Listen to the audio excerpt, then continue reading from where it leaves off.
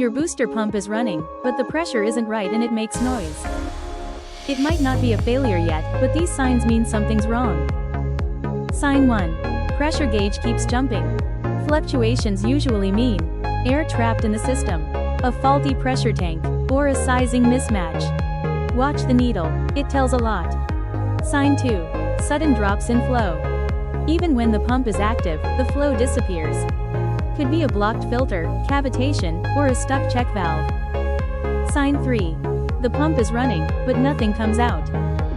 That often points to airlock, broken impeller, or dry running. Never assume the noise means it's working. Booster systems don't usually fail all at once. They whisper before they scream.